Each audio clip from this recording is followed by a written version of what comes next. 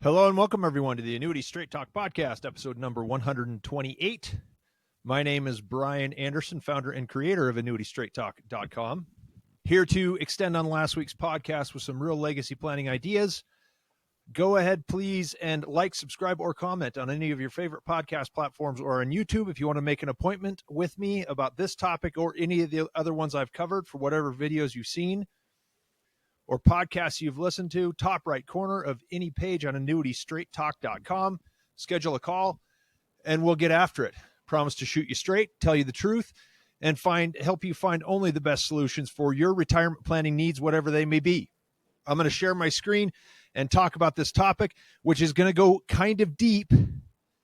So I want everybody to pay attention. We're taking a serious look at something that I haven't touched before, but this is my basis of education in this business. And I think it's really cool. There was an opportunity, once in a while it pops up where somebody asks the right question, where I get to demonstrate this. And last week I got the idea right before the annuity death benefits episode came out. So we're going to talk about tax-free legacy planning. If you know something about it, if you think, oh, I know what that is, maybe you do. Give me a few minutes, and if I don't catch your attention, then you can stick with simpler subject. I don't mind. And I'm not trying to take a shot at anyone, but you got to pay attention. Give me the benefit of the doubt because you've been here long enough, and I've established myself as an authority in the world of retirement planning. I'll go toe-to-toe with anybody else out there. So I left something out of last week's podcast, and I'm surprised that nobody mentioned it. Death benefits on life insurance are tax-free, but not on annuities. We talked about enhanced annuity payouts, and one of the downsides is they are fully taxable as ordinary income to the beneficiaries. And that's when I go back to that. A lot of people, I say, well, you have to exercise the enhanced death benefit as the beneficiary, and a lot of them might not do that depending on their tax situation. So annuities are a good last resort, and they work fairly well in a couple of situations, but if you want to be bulletproof, this is how you do it. That is what life insurance does best. Tax-free death benefits. So before anybody turns away, keep an open mind and hear me out for at least a few paragraphs. Whole life insurance is the oldest and most stable financial asset ever to exist. Those who don't like it truly don't understand it. If you are in serious debt, then go ahead and listen to Dave Ramsey. He's really good at helping you pinch pennies and knock off ridiculous amounts of debt. If you're flat broke and you're just starting to save, listen to Susie Orman. She's really good at talking to you about how to save $5 a month here and there. This podcast, you guys know, I'm not talking to the same crowd. I'm talking to successful people approaching retirement and how to make the optimal moves to capitalize guaranteed income, security, peace, happiness, so you can focus on family and passions that you've waited all these years to do. We're not talking about the little stuff. It's the road less traveled. We deal with serious financial concepts here. Everybody else has a place. Everybody else offers good advice, but it's limited to certain areas. So since I've been running this website, I've met people of all different levels of retirement planning. I've helped people who are starting to save late, don't have a whole lot. We work on ideas with that. And then I also know on the other end of the spectrum are people that are completely set from every angle you could possibly imagine. I know something about what I call impregnable retirement plans because I've seen several. And my early years in the business were spent learning how the richest people build and grow to make that happen. And we talk about one thing about this business. If you survive 21 years like I have, there's an incredible amount of studying, learning, figuring things out, and finding angles for people so you guys can take advantage of the products that are available. The most financially stable people I have met on this website who listen to the podcast, some of them have done a little bit of business with, some of them I haven't, but I'm talking about very well-off people. They all have one thing in common. They all have a substantial portion of their assets in tax-free cash within whole life insurance policies with mutual companies. I'll touch that at the very end. This is not a coincidence. You can go to Google, do a little bit of digging, find that many of the wealthiest families and corporations use whole life insurance to set the foundation for generational wealth. Many hundreds of the largest executives in corporate America have negotiated life insurance policies as a major part of deferred compensation packages or individual pension plans. If you're a sports fan, this is interesting. Forbes did an article. You can also Google this.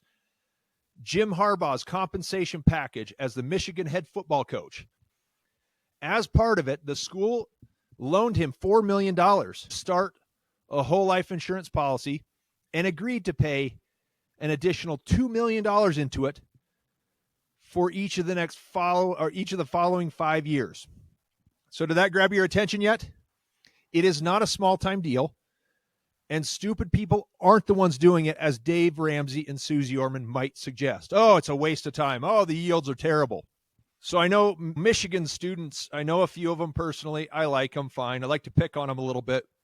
They all talk about how great the education is. And all those well-educated people that graduate from the University of Michigan don't know anything about what the trustees of their endowment are doing with their money. It's the big guys are doing this stuff. Because of my experience with it in the early years of my career, it's something I should have hit before. Every year I get several requests, and I'm going to establish myself as more of an authority. I will not call myself the authority. I have affiliates and guys I work with that I would refer you to. And I know that because they're the absolute best. I'll hit that a little bit later as well.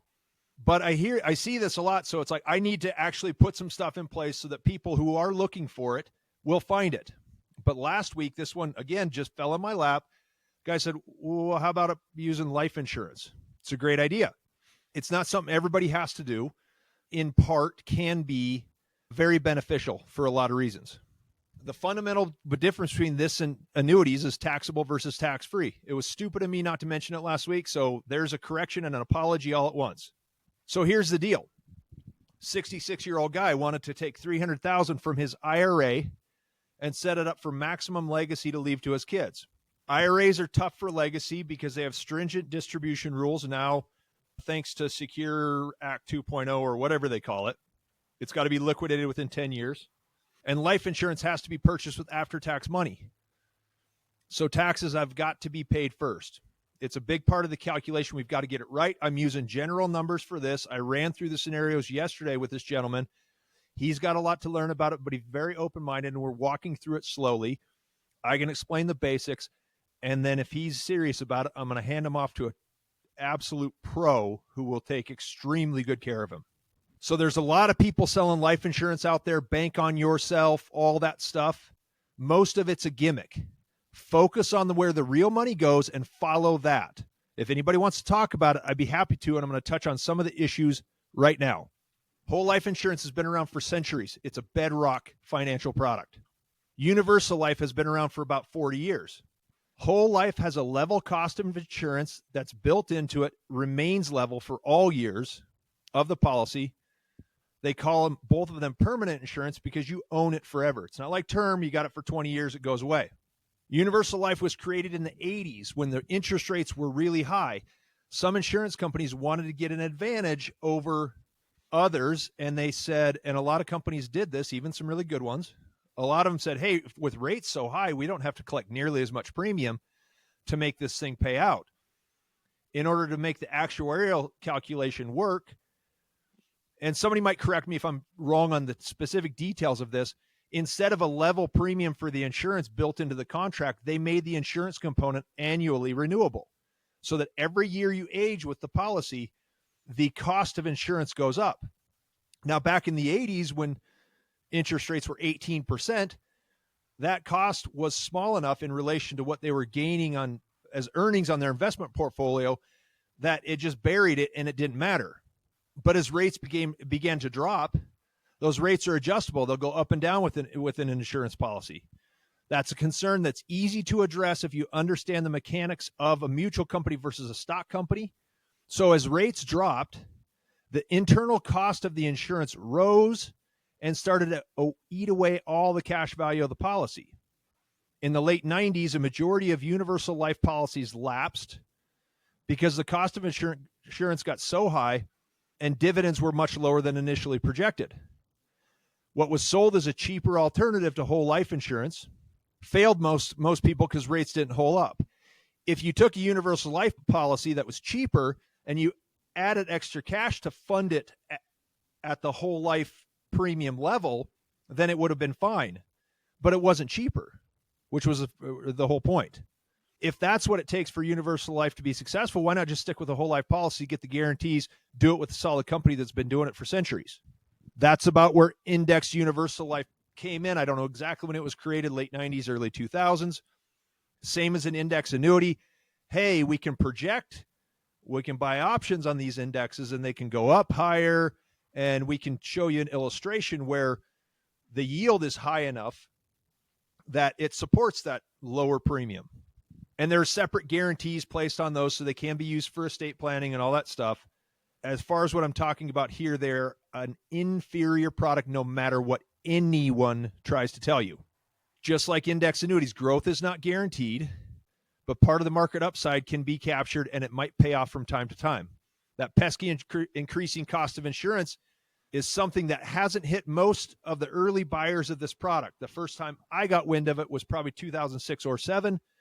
There were guys in San Diego when I lived in California who were convincing people, hey, pull out a home equity loan for $500,000, dump it in this IUL, and look how much money you're going to have in 30 years. When they projected ridiculously high index growth rates, that didn't work out. Guess what happened? People lost their homes, and they lost their insurance policies too. A lot of them bailed on the insurance, just pulled what cash was left. They pulled it out to try to save themselves or to at least have some money to go start new. Just like the early version, it needs to be overfunded to have a shot. Some guys are explaining it that way, but many are not. I even know industry advocates who believe in the product are saying do not underfund it and do not overproject something ridiculous. I've talked about BS annuity illustrations, and go look up that podcast, newsletter page, search bar, BS. Just put BS in there, and that thing's going to pop up. And the same engines run the projections on the index universal life. This is what most of the schmucks are out there selling these days. Do not be fooled. If you're going to spend the money, buy a whole life policy. But let's get back to the case study, all right? I'm going to show you some illustrations. There is a lot I could do with this. I was talking to Jeremy, my marketing guy. I said, man, we could do an entire website on this. And I think I'm going to work on doing a few of these things. If you guys want to hear a follow-up episode with some of the details and get into the nitty-gritty of these things, I'm happy to do it. If you're serious about it, deserves a quality education, it's something I can provide and would be happy to do so because it's a valuable tool. So if we take $300,000 from this guy's IRA, fund the life insurance policy, there's several ways to do it. That's important to understand that I picked 3 ways to show you. We're probably, if he does it, we're going to settle on something different. We just have to test a lot of them to see what's most efficient. And I'm going to say right now, he's 66, 67 years old when he starts it. So the problem with that is that it's a lot more efficient when you started one like I did at 24. You're going to get far more return on every dollar put in because the cost of insurance for a 24-year-old, and I was in phenomenal physical shape at the time. I'm still in pretty good shape right now. It's going to be different. And this guy's he's in very good shape as well. So it's probably be easy to get a policy issued for him. And that's a concern a lot of people have. Remember last week on the annuity ones, this guy said, I'm self-declared not insurable, 79 years old. So that's fine. So the easiest and cleanest way to use it, this is my idea. We can look at lots of other ways, but this is the guaranteed way, is to use a single premium immediate annuity. $300,000 goes into that. And then we test different payout scenarios for that. And the payout, less the taxes, whatever the net is going to go to the life insurance policy on a monthly or annual basis, however you choose to do it. So he expects to pay taxes in a 22% bracket. So the numbers here are net of that policy, rounded to the nearest $100. We're all really close to these. I just figured to make it nice and easy, and I didn't want to go cross-eyed typing in the exact to the penny number. So 3 scenarios we start with are based on the cash flows below. Net proceeds from SPIA. So if you did a 10-year period certain, an annuity that pays only for 10 years, $300,000 will pay right about $30,000 per year net. I want to say it was $37,000 and change was the gross number, 22% in taxes. We could also do a specific episode and compare this to a Roth conversion because that's essentially what he's getting, but this is going to be better than a Roth. This annuity pays for 10 years.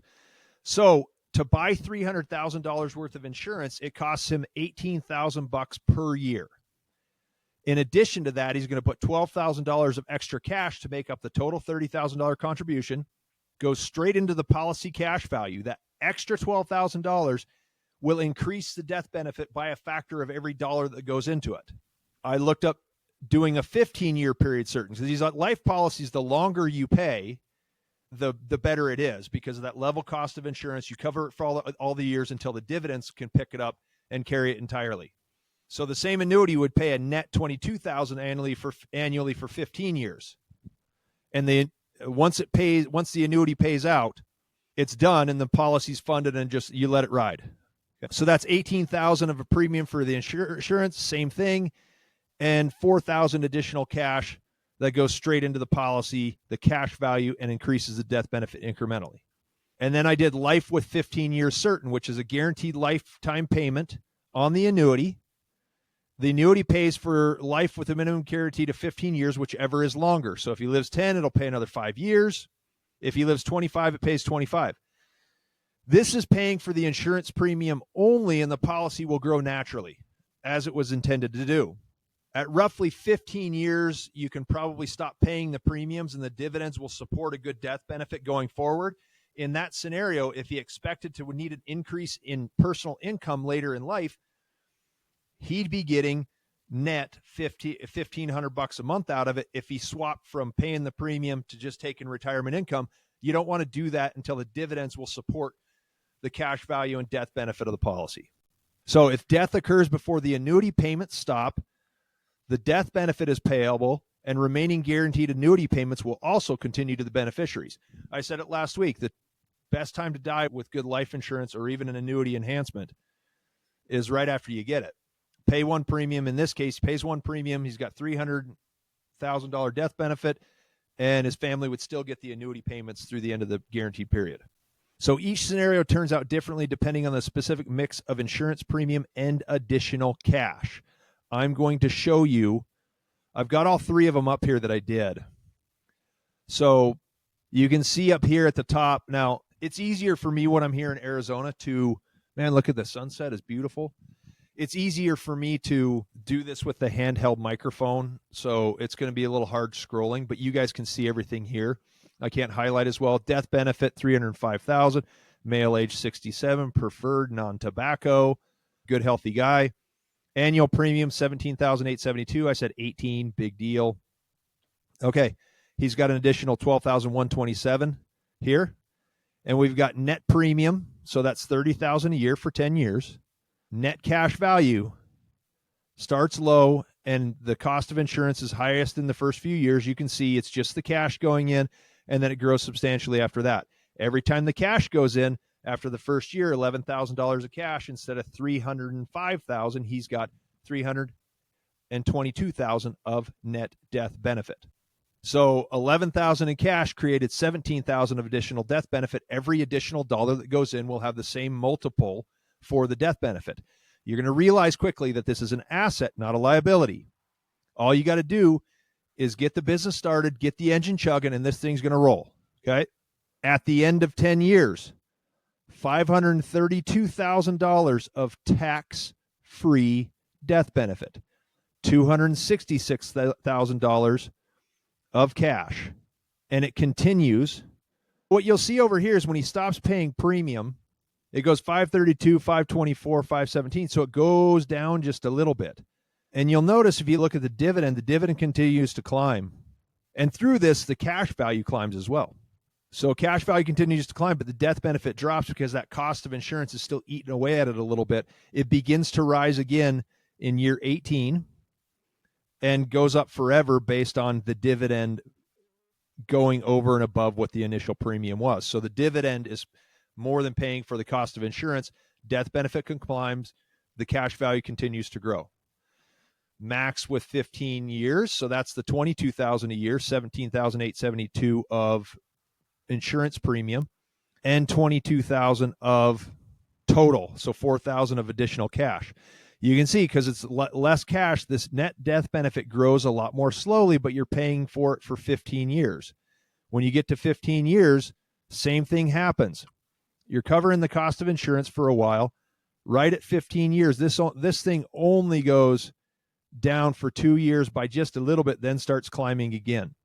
So I think I recommend a 15-year scenario. I'll talk at the end about how I want to do that or how I would recommend. And then I'm going to check with the expert because I don't know for sure what the best way to do, but that looks pretty good. And then if you did all premium, this would be if he says, well, I want the insurance, but I might want to bump an income later in life. Then you do, and this is where you're going to see the cash value and the death benefit grow the slowest, but you'd be able to repurpose this premium once the dividends get up to 15, 16,000. So probably 15, 16 years. If you did stop paying and instead started taking that annuity income, this is if you had a lifetime income annuity, that's when you'd probably want to turn it off and say, okay, well, I want the extra income. That's a boost to income. So you got your insurance, you got a $500,000 death benefit, tax-free to your heirs, and you got late life income. Might even be better than a QLAC. I bet I could figure numbers out like that, but there are a lot of different scenarios. When you add this as a tool, there is a ton of different things you can do. So once the cost of insurance is covered by the dividends, both cash value and death benefit will grow steadily. Payments don't have to stop, but we illustrate it to fit the budget we have. Anytime there's extra cash needing a use, it can be put into the policy for tax-free growth and an even larger death benefit. In this situation, there's going to be RMDs that may not be necessary for retirement expenses. He's got additional IRA assets. And if he gets to a point, it's like, I got $5,000-6,000, throw it into the policy. Why? Because he's going to get $9,000 in death benefit off of that, and he's going to get tax-free growth of 4, 5, 6% by that time. That's the dividend scale of the company. This, once you have the asset, once the engine is running, you can make this as good as you want it to be. It's the initial cost. Those who did it younger have the initial cost covered and will be able to really supercharge that however they want in the future. Cash value is an important detail to discuss. Several options with the cash value. You need to understand the contract is 100% liquid at all times. Borrowing from the policy will only reduce the death benefit by the amount taken, and it's a tax-free distribution. Additional details about how loans work is a subject all its own and can be done on a case-by-case basis or an extended episode if you guys want to talk about it. Another way to access the money is to have the dividends paid in cash to create additional retirement income later in life. If you took the dividends in cash after the policy is self-supported and has a nice base of cash in there, if you took that, they're going to send you a check monthly or once a year, however they do it. That would be a tax-free payment until distributions exceed the total premiums paid. The difference between guaranteed cash and net cash value is something that a lot of people will notice. Guaranteed is in the contract, guaranteed. Net cash is based on that guarantee plus the current dividend rate from the company. Since the top line, the numbers I quoted are not guaranteed, then this is where a lot of people need to understand the real value in the contract. This would be issued by a mutual company, and I cannot understate the value of that. Mutual companies are owned by the policyholders, and all profits are equally shared on an annual basis. There are no stockholders to appease or corporate bonuses to be paid.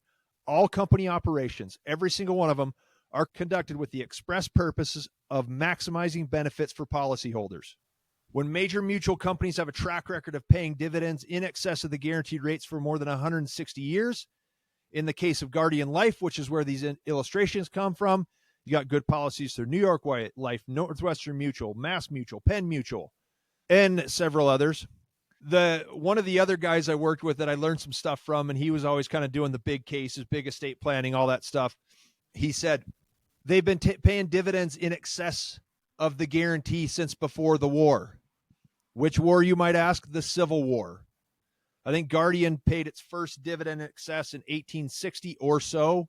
But World Wars, Great Depression, every single economic disaster since the industrial age, these companies have delivered solid dividends well above the guarantee.